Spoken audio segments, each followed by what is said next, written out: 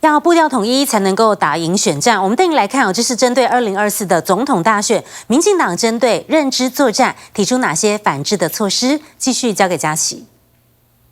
2024的总统大选，民进党现在看似已经定为一尊，就应该是民进党主席赖清德出战来选举了。不过当然了，不止总统了，2024还要选的是立委选战。那么现在担心认知作战，民进党现在呢就要来出招了。他们出哪一招呢？他们现在首先成立认知作战防范专案小组，他们呢就是要破除造谣抹黑。党内人士就说了，因为相较于国民党的内乱，民进党已经拉开了大选的序幕。正规军作战模式启动，而且要建构一个空防系统驻后援。我们都知道，过去呢，在这个总统蔡英文担任民进党主席的时期，那么在空战方面呢是相当卓越的。那么现在换成了赖清德呢，他们现在希望针对不实造谣特定议题，怎么样在空战做协助后防以及各种途径来澄清，宣示党内是要团结作战的。新潮流派系的民进党立委吴思瑶就说了，大家有很高的共识，必须让台湾回到理性，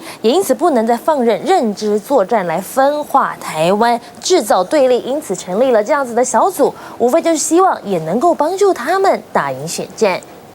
延续话题，通缉令已经在17号正式发布了。那么现在知名上宾人在厦门还不想回来，各界也质疑了检方是否延后发布。交给记者佳琪。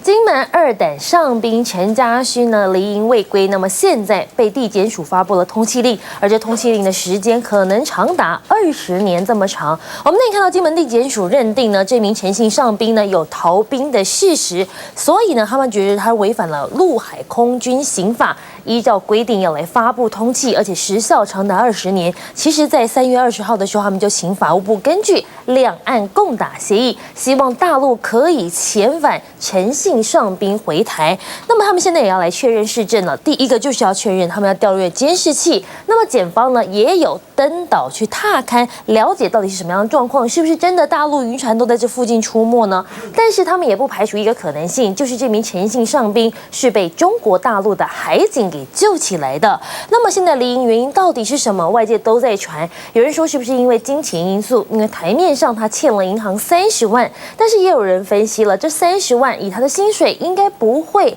还不起才对。但是现在又传出有前女友爆料他是沉迷手游，手游的开销相当大，是不是因此让他决心要来离开营区？现在外界都在追。不过现在掌握事证呢，应该是不是军中管教的问题，也不是感情因素。那到底是什么问题呢？恐怕要先等到这本人回到台湾之后才能够理清了。那么还有来观察，其实我国政府备战的气氛越来越浓厚，不管是因为俄乌战争的影响，还是因为两岸情势紧张，的确是想要动用预备金来买战备用药，是否逃避相关的监督责任？请教佳琪。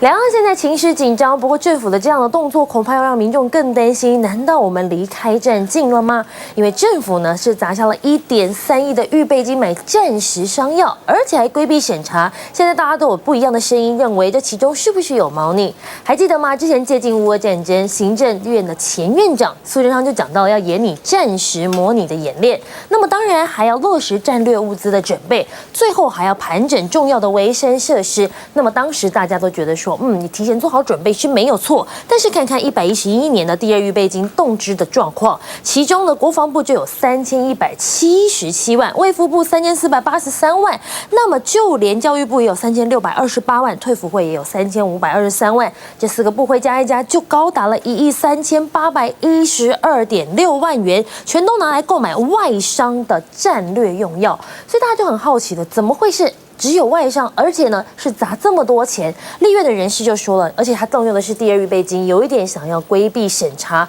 所以现在国防立委他就讲到了，民进党立委赵天麟就说了，未来相关的预算编列还是希望回归到公务预算，你摊开来给大家看，大家不是不能接受，但是你要公开透明。但是国民党的立委徐志荣就担心了，现在的问题并不是只有在于这个钱是怎么花，更多的是我们不是应该要美中台全力避战吗？前立委说话明就说了，显然政府认为有战争的风险，而且这个风险很有可能就是国土防卫等级才会这么做。不过这样的说法一出来，又让更多的民众担心，现在两岸的情势到底是怎么回事了。